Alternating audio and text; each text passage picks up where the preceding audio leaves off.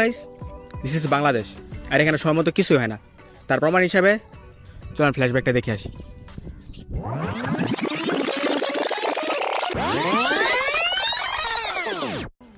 Alright guys, তো এখন বাজতেছে ঘড়ির কাটায় 7টা, আর আমাদের ট্রেন আসার কথা ছিল 7টায়। আজকে হচ্ছে 5 তারিখ, আমার এক্সাম 7 তারিখ। তো এক্সামের উদ্দেশ্যে রাজশাহী যাওয়ার কথা ছিল 5 তারিখ সকাল 7টায়। তবে আনফর্চুনেটলি এটা হচ্ছে আমাদের বাংলাদেশ, আর বাংলাদেশের সময় কিছুই হয় না, যার জন্য আমাদের ট্রেনটা আসতে 3 ঘন্টা লেট হবে। তো 3 ঘন্টা এখন আমাদের প্ল্যাটফর্মে বসে থাকতে হবে। আর এই হচ্ছে আমাদের জয়দেবপুর রেলওয়ে স্টেশন। তা এখন আপনারা আমাদের এই জয়দেবপুর রেলওয়ে স্টেশনে কিছু সিনেমেটিক ভিউ উপভোগ করেন। উপভোগ করতে করতে আমরা অপেক্ষা করি, দেখি আমাদের ট্রেনটা কখন আসে, আর আমরা আমাদের রাজশাহী যেতে যেতে কয়টা বাজে। See you in the next clip.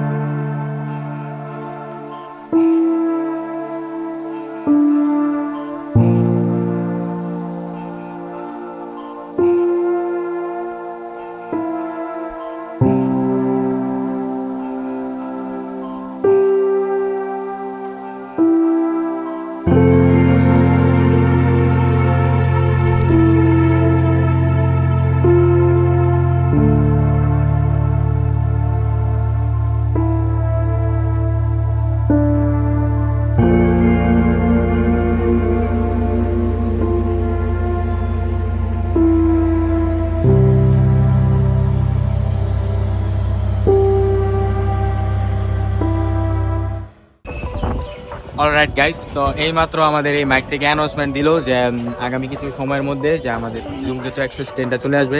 অনেক কষ্টে ঘুরাইতেছে। আমাদের মতো অনেক স্টুডেন্ট আছে এই জায়গায় দাঁড়ানো, সবাই হয়তো বা পরীক্ষা টরীক্ষা দিবে, যার জন্য রাজশাহী যাওয়া হবে। দেখা হচ্ছে ট্রেনের মধ্যে। এই হচ্ছে আমাদের ট্রেন, যা আসার কথা ছিল 6:53, কিন্তু এই জনাব আস্তে আস্তে 10:30টার উপর বেজে যায়, অর্থাৎ 3 ঘন্টার বেশি আমাদের অপেক্ষা করে। আর আমাদের যেহেতু আগে থেকে টিকিট কাটা ছিল, টিকিটের মধ্যে সিট ছিল, যার জন্য আমাদের সবার সিট খুঁজে নিতে হবে। আর ট্রেন 4 মিনিটের বেশি প্ল্যাটফর্ম অপেক্ষা করতে হবে না, অর্থাৎ দৌড়ে গিয়ে যার যার সিটে বসতে হবে। আর এই হচ্ছে আমাদের সিটের সামনে লেগ স্পেস, পর্যাপ্ত পরিমাণে লেগ স্পেস ছিল। আর যেহেতু আমাদের 2টা সিট, আমি উইন্ডো সিটে বসে গেলাম এবং আমার বন্ধু আমার পাশে সিটে। যেহেতু আমাদের ট্রেনটা 3 ঘন্টার উপর লেট ছিল, আর অলরেডি আমরা জয়দেবপুর অপেক্ষা করতে করতে অনেক বেশি টায়ার্ড ছিলাম। আর এখন ট্রেনের সিটে বসার পরে অটোমেটিক ঘুম চলে আসছে, যার জন্য আমরা এখন একটু রেস্ট নেবো, আর আপনারা আশেপাশের ভিউগুলো উপভোগ করেন।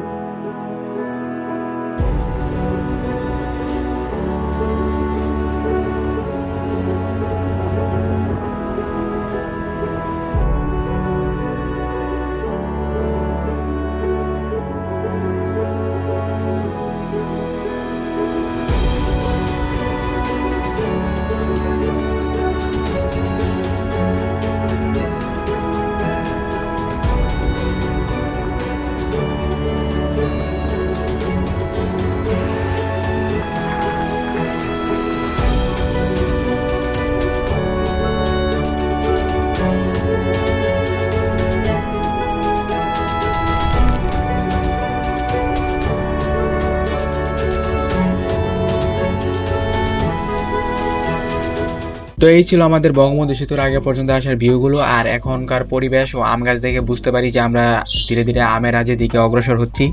আর এতটুকু রাস্তা পর্যন্ত আস্তে আস্তে আমাদের প্রচুর পরিমাণে ক্ষুধা লেগে যায়, যার জন্য এখন আমরা ট্রেনের মধ্যে খাবার অর্ডার দেবো এবং আপনাদের দেখাবো যে বাংলাদেশের ট্রেনের খাবারগুলোর কোয়ালিটি কেমন থাকে। ফার্স্ট অফ অল হচ্ছে আমাদের কাছ থেকে 190 টাকা দাম চাওয়া হয়, কিন্তু আমরা যেহেতু কমার্সের স্টুডেন্ট, একটু দামাদামি করে 2 পিস 300 টাকার মধ্যে নিয়ে নেই।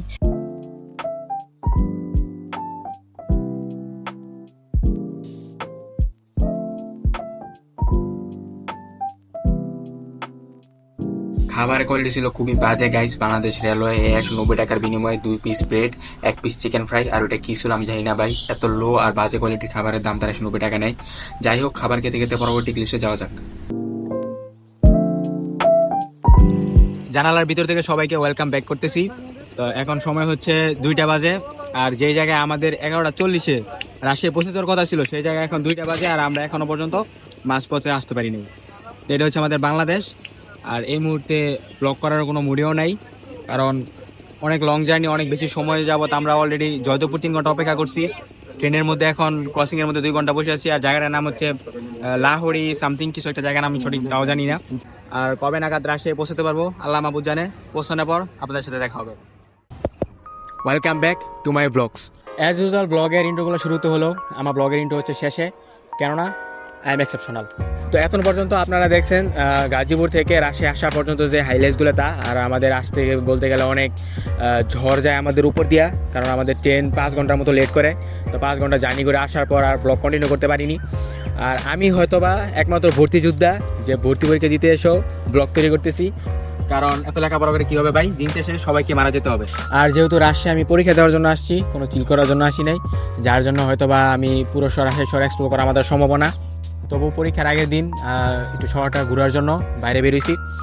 আর বাইরে ঘুরতে ফিরতে যা দেখলাম তারই কিছু ক্লিপসের সিনেমেটিক ভিউ এখন আপনারা দেখতে পারবেন।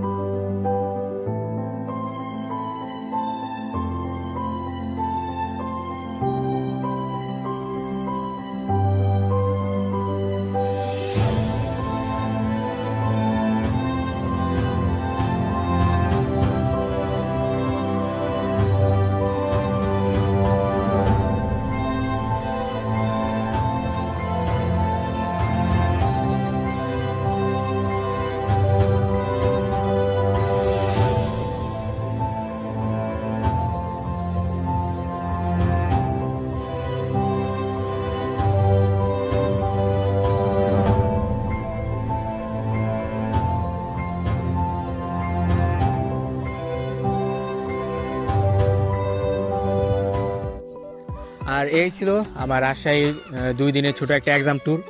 আর অ্যাজ আই মেনশন যে আমি হয়তো বা একমাত্র ভর্তি যোদ্ধা যে ভর্তি পরীক্ষা দিয়ে এসেও ব্লগ তৈরি করতেছি।